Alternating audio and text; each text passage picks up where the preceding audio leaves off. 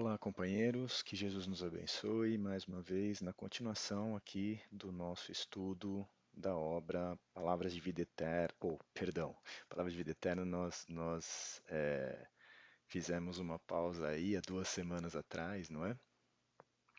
Hoje nós vamos ao segundo dia de estudo do livro Pensamento e Vida de Emmanuel, não é? Caso você esteja chegando hoje pela primeira vez, né, para acompanhar esse estudo, a gente recomenda, né, iniciar pelo estudo que nós fizemos na última sexta-feira, publicamos na última sexta-feira, em que a gente iniciou contando um pouquinho o que é esse livro, qual é o objetivo, né, a- o que está por trás da publicação dessa obra por Emmanuel, por meio da psicografia do Chico. Hoje nós vamos dar continuidade estudando o capítulo 1 dessa obra, que fala sobre o espelho da vida ou a mente. Tá? Então nós vamos começar aqui, como sempre, né? Vamos compartilhar o texto, como a gente costuma fazer sempre, não é?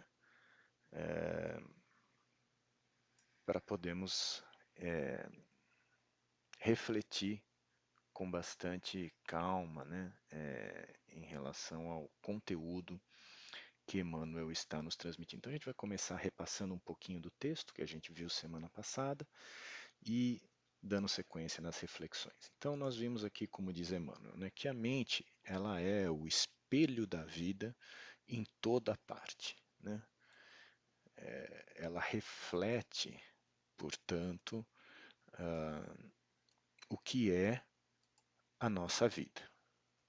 Deixa eu diminuir um pouquinho que eu aumentei aqui, agora ficou muito grande. Aí, agora tá legal. Vamos lá. Ela reflete a vida em toda parte. Então, nesse capítulo, Emmanuel ele vai estabelecer os princípios básicos ou as regras básicas do que é o nosso pensar. Tá?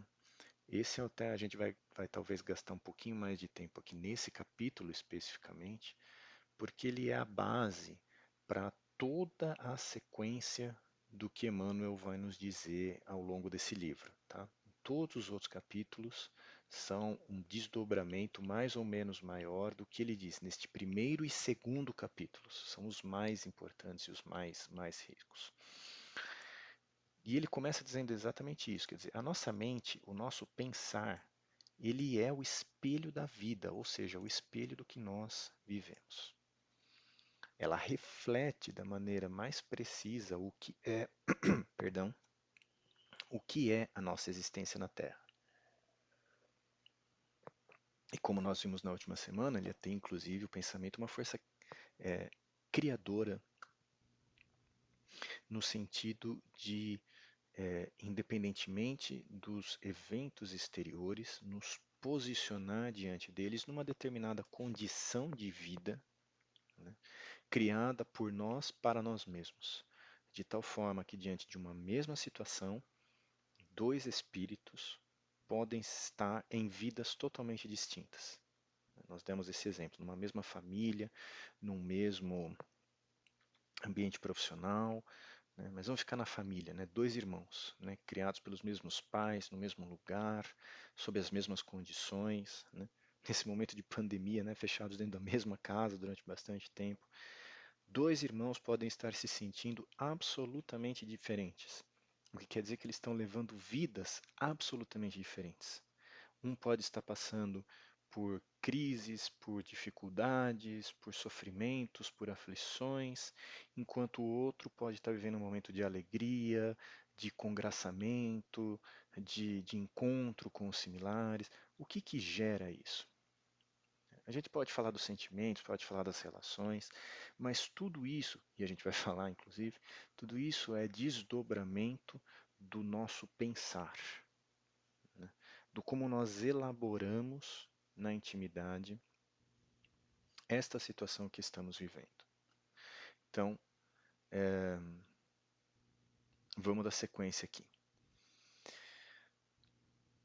Isso que nós falamos, né, tem a ver com esse trecho aqui, né, as ilusões que salteiam a inteligência. E aí continua o Emmanuel. Estudando a mente do nossa posição espiritual, confinados que nos achamos entre animalidade e angelitude, somos impelidos a interpretá-la como sendo o campo da nossa consciência desperta na faixa evolutiva em que o conhecimento adquirido nos permite operar. Então, vamos com muita calma aqui, porque esse é o ponto, né, mais para a gente penetrar, para a gente refletir com um pouco mais de calma. Bom, por que a nossa consciência desperta? Aqui o Emmanuel, a gente só pode acreditar que seja conscientemente, né, propositalmente, ele está de alguma forma referenciando os estudos feitos por Leon Denis no século XIX, né, 19 virada para o 20, quando ele nos fala da consciência. Bom, nós estamos acostumados, né, a nós espíritas, principalmente, né, a interpretarmos a consciência dentro do que nos dizem os espíritos, no livro dos espíritos, com relação à consciência como a sede das leis divinas na nossa intimidade. E não estamos dizendo que isso está errado, nem poderíamos, né? Quem somos nós para questionar o que os espíritos, né, da equipe do Espírito de Verdade nos disseram. O que nós estamos propondo aqui, na verdade o que Emmanuel está propondo, o que Leon Denis propôs, é que essa consciência ela tem um despertar progressivo ao longo das nossas múltiplas existências. Então vamos pensar, vamos tentar voltar apenas até a nossa primeira encarnação na qualidade de espíritos humanos. Provavelmente, né, pelo que a literatura nos conta, uma encarnação como aqueles hominídeos, né, os homens nômades ainda, muito próximos do macaco, aprendendo a artefatura ou a manufatura das pedras, né, das lanças, das roupas, né, as primeiras encarnações nossas. Qual era o nível de consciência que nós tínhamos naquele momento? Então, primeiro, nós sequer nos reconhecíamos, talvez, como pessoas, estávamos começando a nos reconhecer como pessoas. Do ponto de vista espiritual, e isso o texto de Lázaro, né, que nós temos estudado no nosso grupo do Evangelho no Lar, né, do Evangelho em Família, nosso grupo do WhatsApp, aquele texto deixa muito claro, junto com obras como A Caminho da Luz, por exemplo, que as nossas primeiras encarnações elas são absolutamente calcadas no instinto, ou seja, nas reações automatizadas dos nossos corpos com o objetivo de garantir a nossa subsistência. O instinto nasce nos animais, nasce como aplicação direta da lei divina, mas quando nós nos individualizamos e começamos a ganhar o livre-arbítrio, nós carregamos esse instinto para a nossa realidade espiritual como necessária para a nossa manutenção física, para a sustentação da vida na Terra. Se nós não sentíssemos fome, sede, medo, prazer de se alimentar, prazer de ter relações sexuais, prazer, enfim, os diferentes prazeres, diferentes sensações, diferentes necessidades, nós provavelmente, nessa condição que nós estamos falando, quer dizer, das primeiras encarnações, nós provavelmente não teríamos sustentado nosso corpo, sustentado nossa vida na carne e querido expandir-nos, né, para além da nossa própria existência por meio dos filhos, principalmente.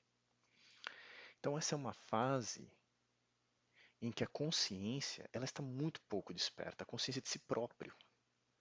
É uma vida regida pelo impulso de experimentar, né, de sentir a sensação. Essa consciência ela vai se expandindo aos poucos e ela vai despertando aos poucos conforme as múltiplas existências vão se acumulando. Então nós não nos tornamos conscientes do dia para a noite. E não chegamos nesse ponto da consciência como filtragem da lei divina, senão após algum tempo. A princípio, essa filtragem da lei divina, ela é muito estreita no nosso nível consciencial, porque nós não experimentamos, nós não sentimos ainda. Sobretudo pelo processo de empatia. A primeira vez em que nós matamos alguém, que nós já matamos alguém em outras encarnações, né? Nós acusamos muito aqueles que matam hoje em dia, aqueles que roubam hoje em dia, né? Mas nós já matamos, nós já roubamos. Nós acusamos os que estupram, mas nós já estupramos. Não estamos promovendo essas atitudes, né? Muito pelo contrário, elas fazem parte de um período de animalidade que não combina com a nova era que nós estamos hoje. Nós precisamos ter cautela com o nosso pensar, para que nós não nos tornemos críticos dessas atitudes que nós já tivemos, ou não dessas atitudes, críticos dessas pessoas. Críticos das atitudes nós devemos ser, né? E não das atitudes dos outros, mas das atitudes em nós mesmos. Mas para que nós não nos vinculemos, né, a seres, a pessoas que estão no momento em que nós já estivemos. Nós já estivemos presos. E quando eu me pego em frente ao computador, ao tablet, ao celular, lendo a notícia, em qualquer mídia social, no WhatsApp, ou em qualquer contexto, e criticando a pessoa, e julgando-a, e condenando-a, eu estou condenando, julgando e criticando a mim mesmo, porque eu tenho esse registro na minha intimidade, né? Mas o fato é que quando nós tivermos essa atitude em algum momento das nossas existências, nós despertamos para a necessidade de não fazermos mais quando nós percebemos o próximo sofrendo. E isso só deve ter acontecido no dia que alguém matou o nosso filho, a nossa esposa, o nosso esposo, um irmão, um pai, uma mãe. E nós sentimos a dor da morte. E naquela hora em que nós fomos empunhar a lança contra alguém e lembramos-nos da nossa dor, a nossa consciência começou um processo de despertar. Vejam, gente, que isso está milênios, milênios lá atrás. Tá? Mas o que o Emmanuel está nos dizendo aqui nesse texto, e vamos recuperar, é que, veja, nós estamos num determinado campo de consciência desperta, dentro da faixa evolutiva que esse conhecimento adquirido nos permite operar. Portanto, quanto mais experiências no bem nós vamos acumulando, maior este campo de atuação nosso vai ser. Mais o nosso pensamento vai se expandindo, portanto. O que quer dizer que nós vamos alcançando faixas maiores de evolução. Vamos traduzir isso para o dia a dia, de maneira bem concreta.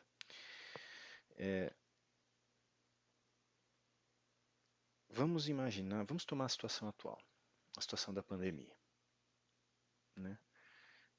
Imaginando, né, que nós, os espíritas, né, sejamos, sei lá, vou dar um número otimista aqui, 5% da humanidade. 95% da humanidade está vendo essa situação pandêmica como uma tragédia. Estou exagerando. Tem os religiosos, né, de outras seitas, de outras crenças. Mas 95% da humanidade não consegue ter a compreensão, isso sim, com certeza, do porquê Deus permite que isso aconteça. Então nós vamos ter uma faixa de pessoas que não reconhecem a existência de Deus, preferem negá-la. Nós vamos ter uma faixa de pessoas que reconhecem a existência divina, mas não vão conseguir casar a existência de um Deus com um momento de dor como esse. Vamos ter uma faixa daqueles que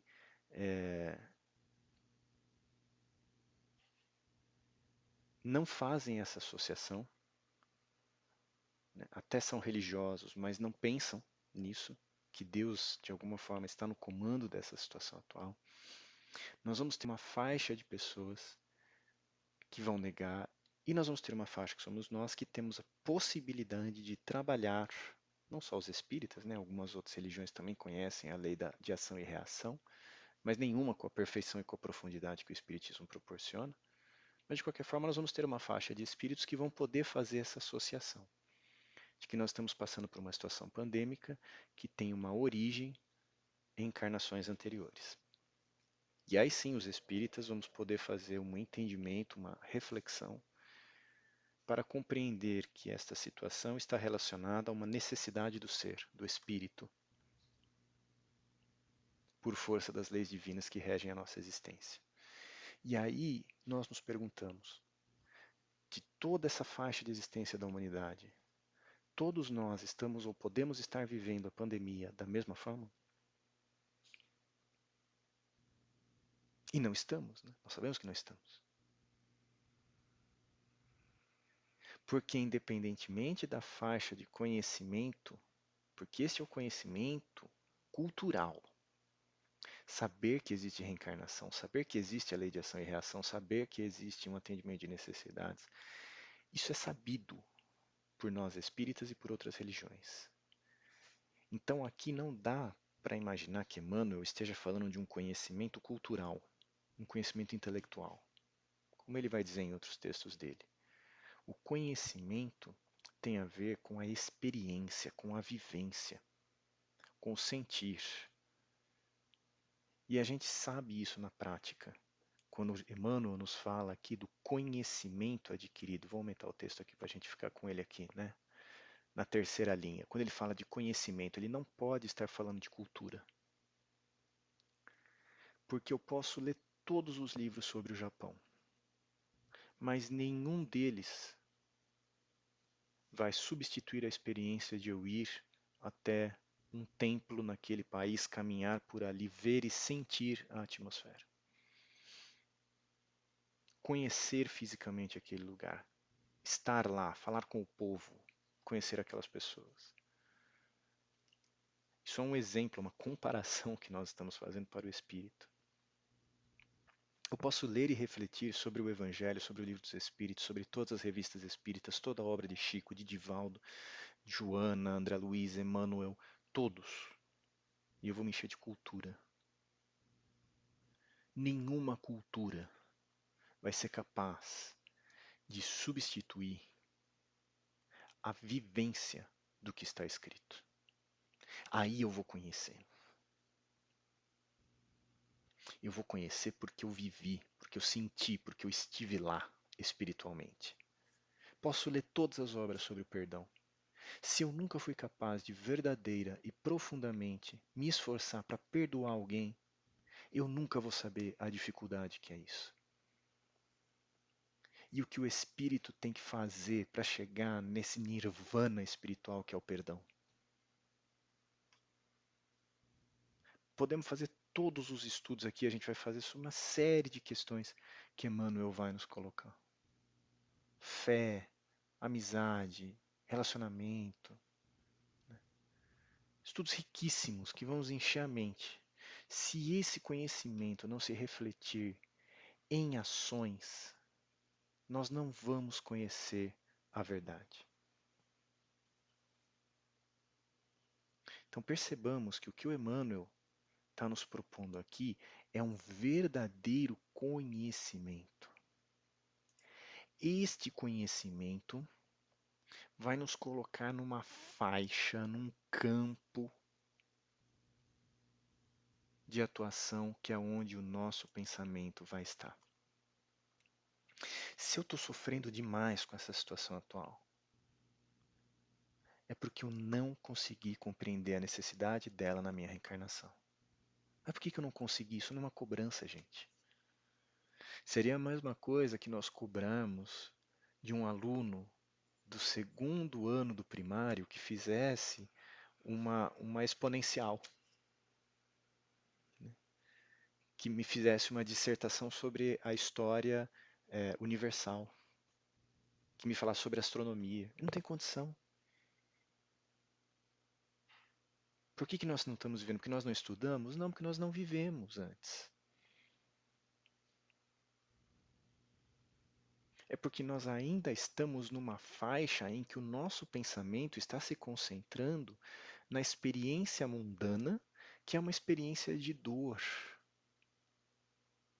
Então vamos resgatar mais uma vez, né, o que o Emmanuel está nos colocando quando ele fala que a mente é o espelho da vida. Onde eu me esforço para pensar, onde eu me esforço para existir, vai guiar a formação na minha mente da realidade, do contexto que eu estou. Quantas pandemias existem na Terra hoje em dia? 8 bilhões.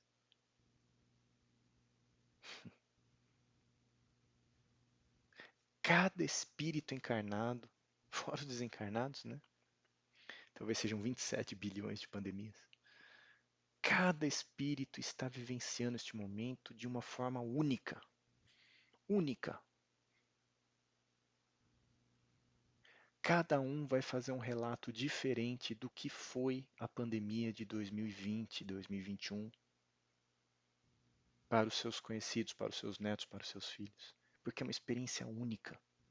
E é uma experiência moldada pelo campo da nossa consciência, do nosso pensar, do nosso sentir. Eu não consigo enxergar algo de bom nas situações se eu não tenho vivências no bem. Se as minhas vivências são materiais, eu só vou conseguir enxergar a matéria, que apodrece, que perece, que passa, que traz dor, em tudo que eu vivo. A gente, durante muito tempo, chamou isso de sintonia, e é verdade, é sintonia mesmo, né? E o que o Emmanuel está nos propondo nessa imagem é a gente, de novo, pensar como um campo, como um espaço.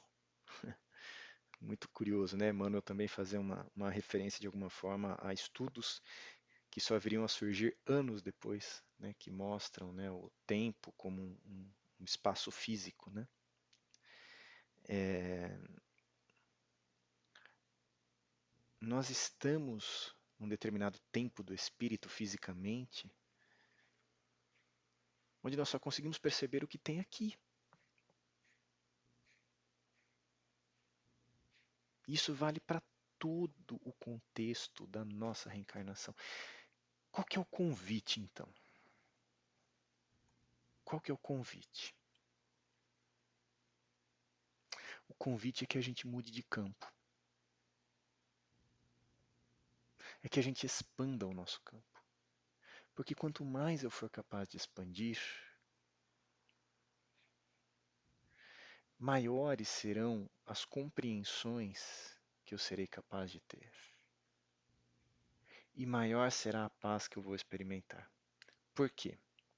Porque na sequência do texto, Emmanuel nos diz que, definindo por espelho da vida, reconhecemos que o coração é a face E o cérebro é o centro das suas ondulações, gerando a força do pensamento que tudo move, criando e transformando, destruindo e refazendo para acrisolar e sublimar.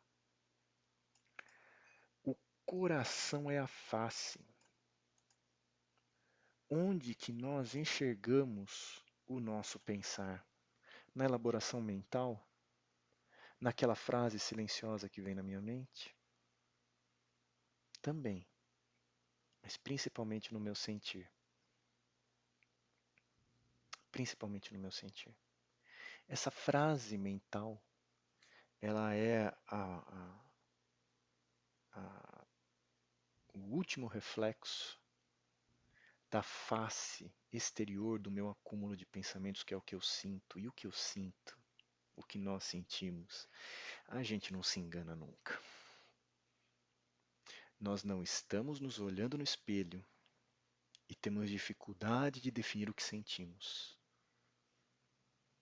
Mas sempre a gente está sentindo, 100% do tempo na Terra nós estamos sentindo. Quando alguém me questiona, quando alguém fala comigo, quando eu me encontro com alguém, quando alguém me olha, quando eu estou sozinho, quando eu estou tendo acesso a uma informação, eu estou sentindo. Como eu estou sentindo? O como eu sinto diante daquele fato é o reflexo da minha mente, da minha consciência. Por isso que o sentimento é tão importante, porque o sentimento me revela naquilo que eu sou, né? No sentimento enfermo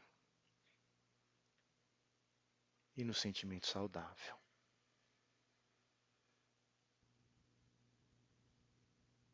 É o acúmulo do pensar ao longo de milênios de reencarnações que estão no meu coração,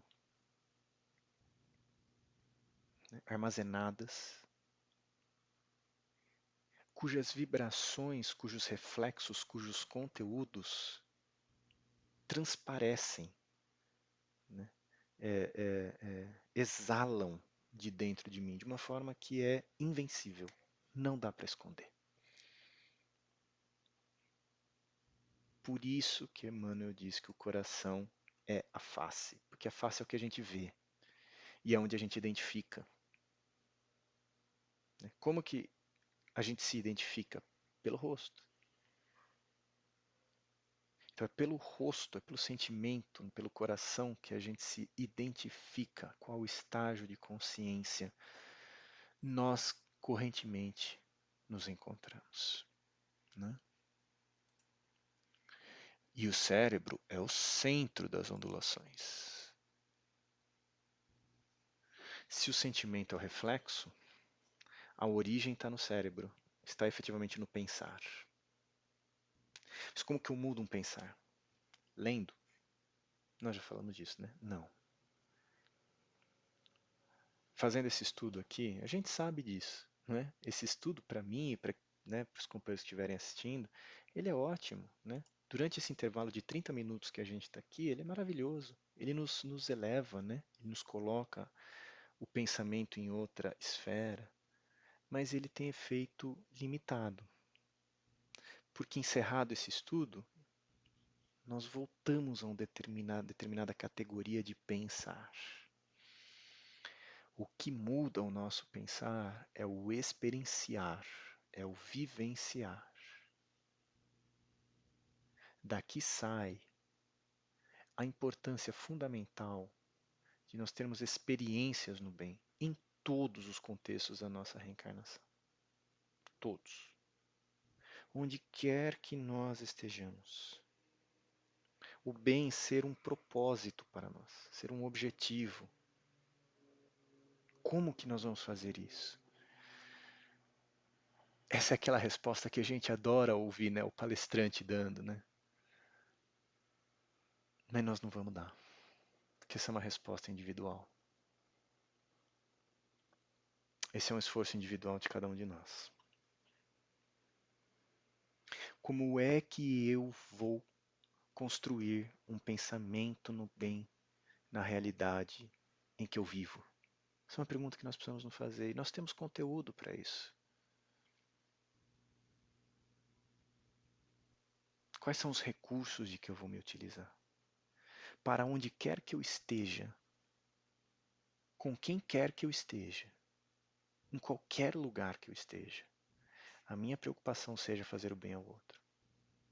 Mesmo naqueles lugares que a gente vive, onde as pessoas são más, onde o outro é mau, ou pelo menos assim eu o vejo, né? Que pode ser um vício do meu olhar, da minha mente, de como eu estou refletindo a vida no meu espelho da vida. Mas mesmo nesses lugares onde eu enxergo assim, eu ser bom, eu fazer o bem, todas as minhas palavras, todos os meus gestos, todos os meus silêncios, todos os meus olhares, sejam no sentido de sentir e fazer o bem para aqueles que estão próximos de mim, né? Esse é o caminho para nós termos uma vida melhor, sem dúvida. Então, a partir da semana que vem, a gente continua aqui, ainda no capítulo 1, e a gente vai começar a falar sobre influência, tá? Se vocês tiverem, né, que vocês estão aí com a gente, tiverem dúvidas, tiverem comentários, perguntas, né, a gente também pode, na próxima semana, aqui mesmo no vídeo, tá?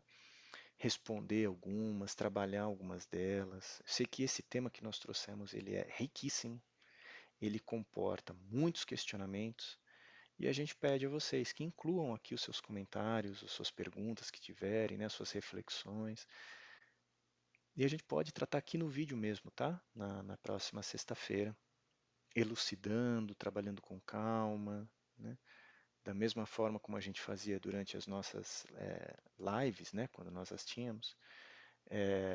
Mas trabalhando também as perguntas, apenas, né, dando esse tempinho aí para nossa reflexão, para nossa preparação e criando esse vínculo entre nós, né, para que a gente faça esse estudo realmente juntos e vá crescendo juntos por meio dele, tá bom? Então, semana que vem, na próxima sexta-feira, às 20 horas, a gente dá continuidade a esse estudo, desejando que Jesus abençoe os lares de todos nós, né? Possa envolver em suaves vibrações a todos aqueles que estão sofrendo, passando por dificuldades diversas e que passaram pelos nossos pensamentos agora nesse momento.